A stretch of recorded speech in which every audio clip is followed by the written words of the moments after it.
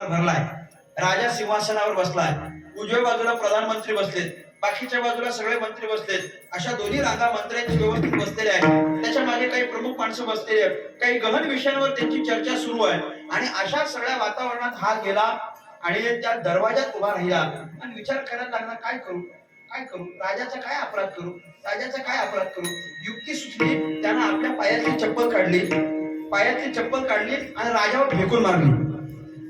राजाच्या चप्पल फेकून मारली ती नेमका राजाच्या मुकुटाला लागली आणि राजाचं मुकुट खाली पडलं. राजाच्या तळपायाची आग मस्तकाला गेली. राजा म्हणायला लागला, काय भिंडोक माणूस आहे, काय आतडता ये, काय मूर्ख माणूस आहे भावट. प्रधानजीला सांगितलं, प्रधानजी कोण आहे बघा, राजावर चप्पल फेकून मारतो, पटकन कोण आहे ते बघा, त्याला माझ्या समोर उभा करा. आणि काही मागच्या पुढचा विचार न करता राजाचा अपमान केलाय, राजावर चप्पल फेकून मारली आहे म्हणून याला मृत्यूदंड द्या. शिक्षा काय दिली? मृत्यूदंड द्या. घाबरला बिचारा. याला शिक्षा काय पाहिजे होती? याला शिक्षा काय पाहिजे होती? संपत्ती जाणं. हा प्रयत्न आला होता संपत्ती जाणं, याला मृत्यूदंड मिळाला. घाबरला. प्रधानजीनं बघितलं की हा घाबरलाय. पण प्रधानजीची नजर गेली, ते राजाचा तो मुकुट खाली पडला होता की नाही, त्या मुकुटाकडे प्रधानजीची नजर गेली. आणि प्रधानानं असं बघितलं की त्या मुकुटातून एक अत्यंत विषारी विंचू बाहेर पडलं. मुकुटातून त्या मुकुटातून विंचू बाहेर पडलेलं बघितलं आणि प्रधानजी म्हणायला लागला राजेसाहेबांना, राजेसाहेब अहो त्याला मृत्यूदंड देऊ नका, त्यानं तुमच्या मुकुटावर चप्पल मारली, ते तुम्हाला तुमचा अपमान व्हावा यासाठी नाही, तुमचा जीव वाचावा म्हणून. म्हटलं काय झालं? म्हटलं असं झालं, त्याच्यातून विंचू बाहेर पडलं. जर त्यानं चप्पल फेकून मारलीच नसती, जर तुमचं मुकुट खाली पडलंच नसतं आणि जर ते विंचू तुम्हाला चावलं असतं, तर आता या क्षणाला तुम्ही इथं जिवंत पण असले असते की नाही ही मोठी शंका आहे. तुम्ही जे जिवंत आहात ते फक्त त्याच्यामुळं. राजा म्हटला, अरे बापरे काय म्हणता, इतका हुशार आहे, इतकं पटकन त्याला बोलवा. त्याला बोलवलं, शाल श्रीफळ पुष्पगुच्छ वगैरे देऊन त्याचा सन्मान केला. राजाने सांगितलं, एक काम करा प्रधानजी, अशी हुशार माणसं आपल्याकडे पाहिजे, याला एखादं मंत्रिपद देऊन टाका. आताच म्हटले संधी आहे, एखादं मंत्रिपद देऊन टाका, म्हणजे होऊन जाईल म्हटले, आपल्या राज्याचं बरं होईल. झालं. प्रधानजीनं त्याला मंत्रिपद सुद्धा घोषित केलं. वा. संध्याकाळी राजा आणि प्रधान दोघे पण जरा चर्चा करत बसले आणि राजा म्हणायला लागला, काय हुशार माणूस आहे, त्याला कसं काय नेमका कळलं की माझ्या मुकुटामध्ये विंचू आहे आणि माझा जीव वाचावा म्हणून त्यानं स्वतःची सुद्धा विचार न करता चप्पल फेकून मारले. अरे याचा काय परिणाम होईल त्यानं विचार केला नाही, पण माझा जीव वाचवला. अशी हुशार माणसं पाहिजेत.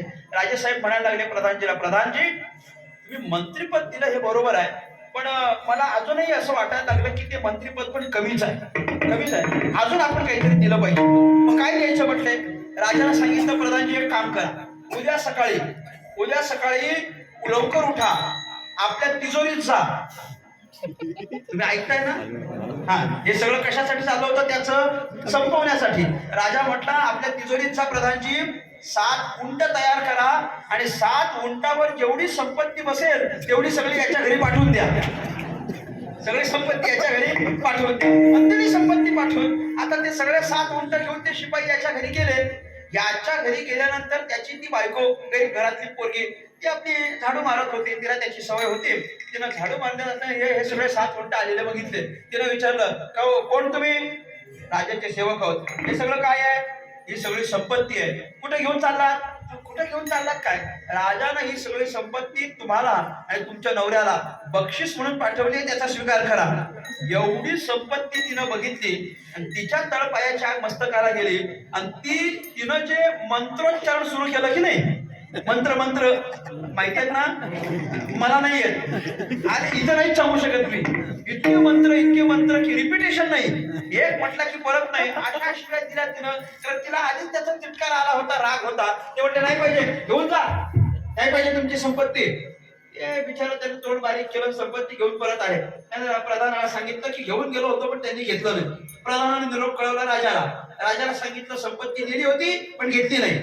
राजा विचार करायला लागला, का घेतली नसेल. विचार करता राजाला कळलं. राजा म्हणायला लागला, प्रधानजी अहो सोपं आहे ना, कसं काय घेईल मला सांगावं. त्यानं राजाचा जीव वाचवला, राजाचा. आणि राजाचा जीव वाचवण्याच्या बदल्यात आपण फक्त 7 उंट पाठवले.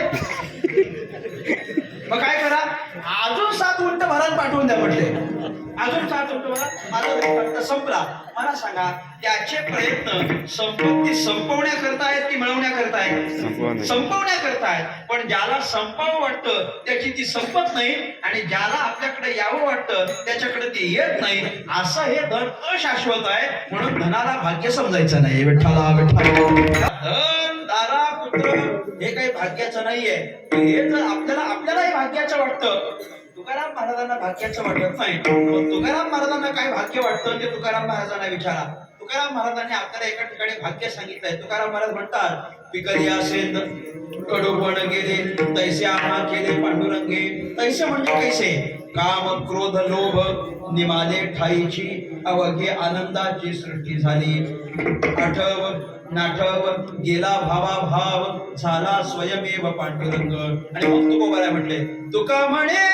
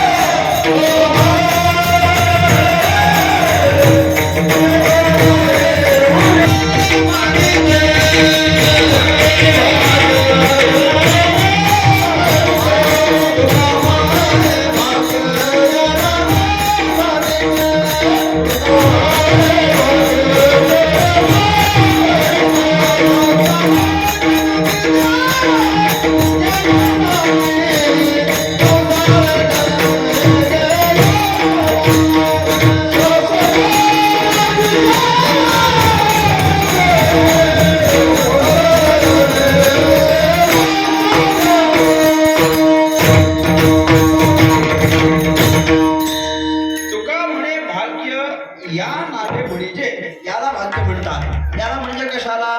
काम क्रोध लोभ निमाले ठाईची. काम क्रोध निघून जाणं हे भाग्य आहे. अवघी आनंदाची सृष्टी झाली हे भाग्य आहे. आठव नाठव गेला भावाभाव हे भाग्य आहे. झाला स्वयमेव पांडुरंग हे भाग्य आहे. आणि याच्याकरताच तुकोबारा म्हणतात, संसारी जन्मीजे याची लागे याला भाग्य म्हणतात. पण आपण ते भाग्य मानायला तयार नाही. अंतःकरणातलं काम क्रोध जाणं हे आपल्याला कुठे भाग्याचं वाटतं? अहो, एखाद्या माणसाकडे राग असेल तर तो अभिमानानं लोकांना सांगतो आपला राग अभिमानानं, म्हणजे तो अभिमानानं सांगतो अख्ख्या गावात माझ्यासमोर कोण उभा राहील काय? अरे पण त्यात अभिमानाचं काय आहे? किंवा घाबरून उभे राहत नसतील तर त्यात अभिमानाचं काहीच नाही, लज्जा वाटण्यासारखी गोष्ट आहे ती. तुमच्या रागाकडे बघून तुमच्याशी कोणी बोलत नाही तर तो अभिमान नसला पाहिजे त्याचा. अहो आपलं व्यक्तिमत्व असं असलं पाहिजे की कुठल्या पण स्तरावरचा माणूस असू दे त्यानं अगदी मोकळ्या मनानं आपल्याशी बोललं पाहिजे, आपल्या मोकळ्या मनाला बोलावं. आपला राग काही भूषणाचं कारण नाही, पण आपल्याला ती मोठी पण वाटत असतं. तुकाराम महाराज या सगळ्याचं निघून जाणं याला भाग्य म्हणतात. इतकंच नाही, तुम्ही ज्ञानेश्वर महाराजांना विचारा भाग्य काय असतं. ज्ञानेश्वर महाराज म्हणतात ते हे विषय वैराग्य जे आत्मलाभाचे भाग्य जेणे ब्रह्मानंदे योग्य जीव होती. ज्याच्यानं ब्रह्मानंदाची प्राप्ती होते असं विषयांच्या ठिकाणी निर्माण होणारं वैराग्य म्हणजेच खरं भाग्य आहे असं ज्ञानोबराय म्हणतात. आणि ज्ञानेश्वर महाराजांनी वैराग्याला भाग्य म्हटलं आणि तुकाराम महाराज म्हणतात की हे जे ज्ञानोबरांनी सांगितलेलं वैराग्याचं भाग्य आहे की नाही तेच आमच्या गाठीशी आहे आणि म्हणून आम्हाला संतांची संगत प्राप्त झाली. वैराग्याचे भाग्य संत संग हाची लाग, त्याच्यामुळे आम्हाला जर संतांची संगत झाली असेल तर हे वैराग्य रूपी आमचं भाग्य उदयाला आलं आणि त्याच्यामुळे संतांची भेट झाली. भाग्याचा उदय ते हे जोडे संत पाय. आता संतांचे पाय जर जोडलेच आहे, संतांचे पाय भेटलेच आहे, संतांचं दर्शन झालंच आहे, तर पुढं काय झालं पाहिजे, आम्ही त्याच्याकरता काय करू त्याचा विचार तुकोबाने सांगतात. दुसरं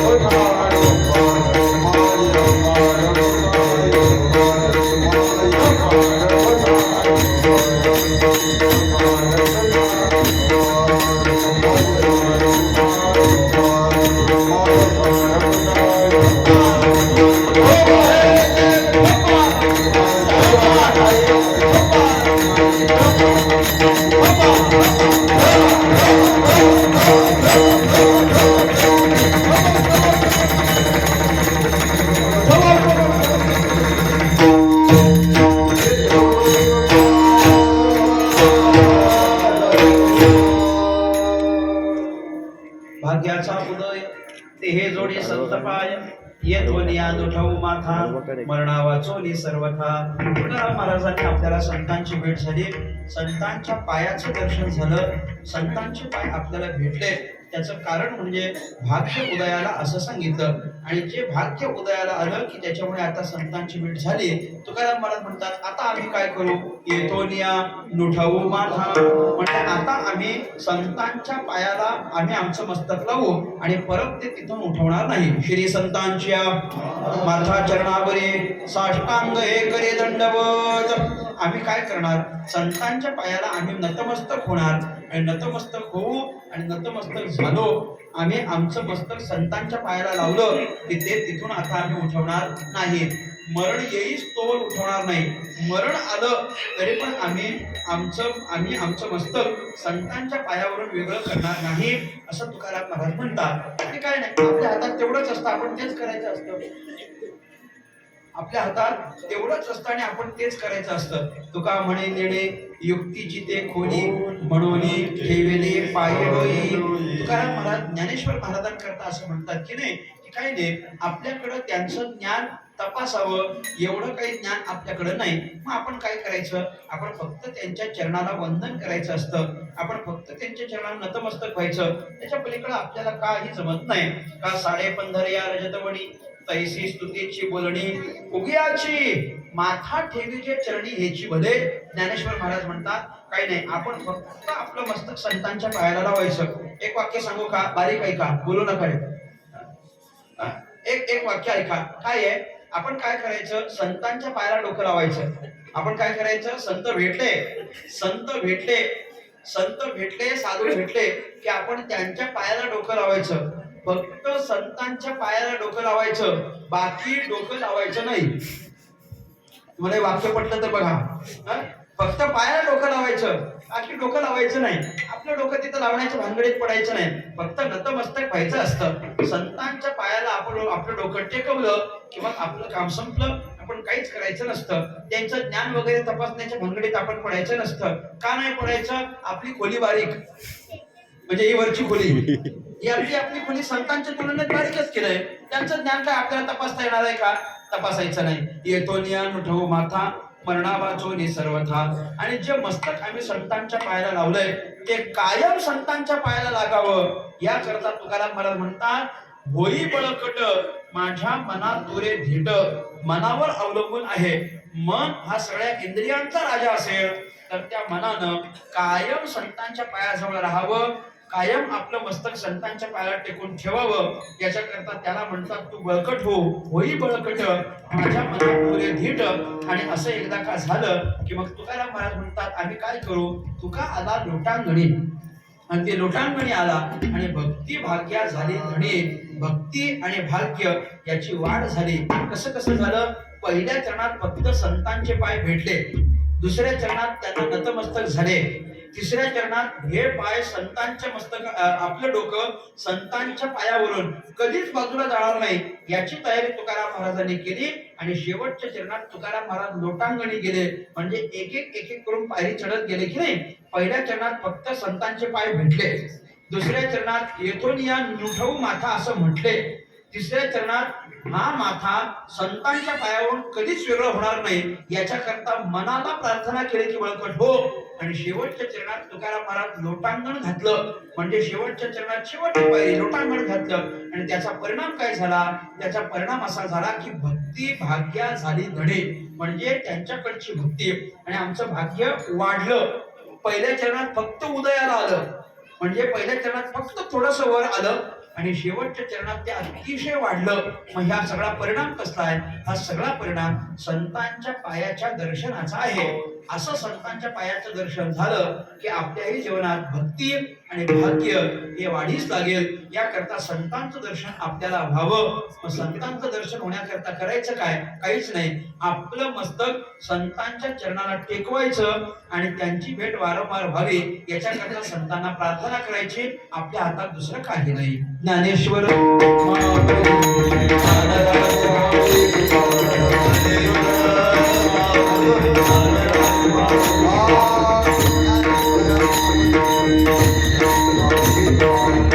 Oh,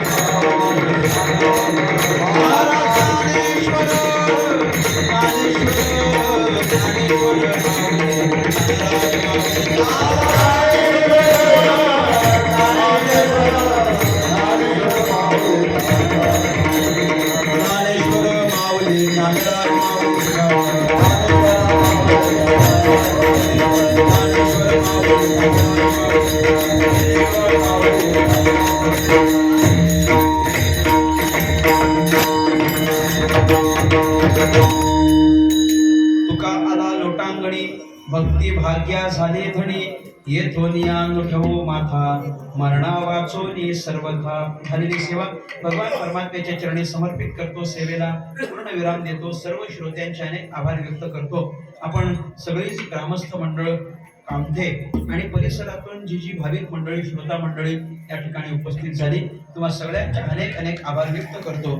आपण सगळीच मंडळी अतिशय भाग्यवान दैववान मंडळी आहोत. कारण तुम्ही प्रयत्नपूर्वक हा उत्सव करता. फार मुंबईकर मंडळी इथे येतात, सुट्टी काढून येतात आणि इथे येऊन हा 3-4 दिवसाचा उत्सव आपला संपन्न होतो आणि तुम्ही या उत्सवामध्ये हिरिरीनं भाग घेता.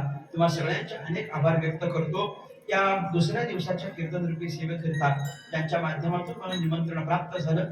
हरिभक्तीपरायण परमश्रद्धेय आदरणीय रघुनाथ महाराज मोरे महाराजांनी आम्हाला संपर्क केला आणि दादांच्या आग्रहास्तव इथपर्यंत आलो आणि सेवा या ठिकाणी संपन्न केली. म्हणून दादांचे अनेक अनेक आभार व्यक्त करतो. त्यांच्या चरणी नतमस्तक होतो. आपण सगळीच मंडळी माझ्या मागे उभे असलेला सगळाच टाळकरी वर्ग सगळेच आदरणीय गायनाचार्य सगळ्यांचे आभार व्यक्त करेल. दोनही मृदंग वादक विणेकरी आदी करून सगळ्यांचे आभार व्यक्त करतो. इथपर्यंत येत असताना जे माझ्या नित्य संपर्कात राहिले ते संतोष भाऊ भोगावले मी त्यांचे अनेक अनेक आभार व्यक्त करेन. ते नित्य संपर्कात राहिले म्हणून इथपर्यंत पोहोचता आलं. आणि त्याचप्रमाणे आपल्या या समस्त परिसराचं आणि आपल्या समस्त कोकणाचं असलेलं मृदंग वैभव हरिभक्तीपरायण परमश्रद्धेय सुनील दादा मिस्त्री या ठिकाणी उपस्थित आहेत. गुरुजींच्या चरणी नतमस्तक होतो. त्यांचे अनेक अनेक आभार व्यक्त करतो.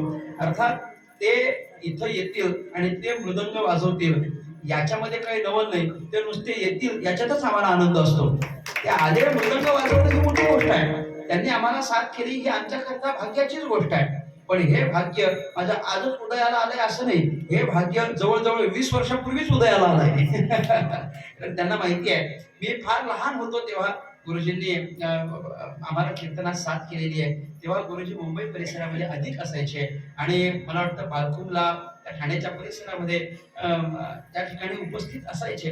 आणि तेव्हा मला फार दडपण आलं होतं बरं का तुम्ही मृदंगाला होते म्हणून. कारण सर्वदूर अशी ख्याती आहे की नाही या संपूर्ण मिस्त्री घराण्याची. आणि त्याच्यापैकी कोणीतरी आपल्या कीर्तनात साथीला याच्याकरिता मला फार दडपण आलं होतं. कारण तेव्हा मी फार तर 10-11 वर्षाचा होतो. तेव्हा मी खालून कोणाला दिसत नव्हतो म्हणून मला पलंगावर उभे करायचे लोक, स्टेजवर वगैरे उभे करायचे. गुरुजींना माहिती आहे म्हणजे तेव्हा दिसत नव्हतं म्हणजे आताही फार काही दिसत नाही. पण तेव्हा फारच अगदी लहान होतो. आणि मग तेव्हा ते गुरुजी असायचे. त्यामुळे त्यांच्या त्या आठवणी अजूनही माझ्याकडे जिवंत आहेत. ते आज या ठिकाणी उपस्थित राहिले. दुपारपासून त्यांचे 2-3 फोन झाले आणि त्यांच्या उपस्थितीनं प्रसन्नपणे ही कीर्तन सेवा संपन्न झाली. म्हणून त्यांचे मी अनेक अनेक आभार व्यक्त करतो. अन्य सगळी जी गायक वादक मंडळी आहेत मी त्यांचे अनेक आभार व्यक्त करतो. झालेली ही सेवा सद्गुरुनाथांच्या चरणी समर्पित करतो आणि माझ्या वाणीला पूर्ण विराम.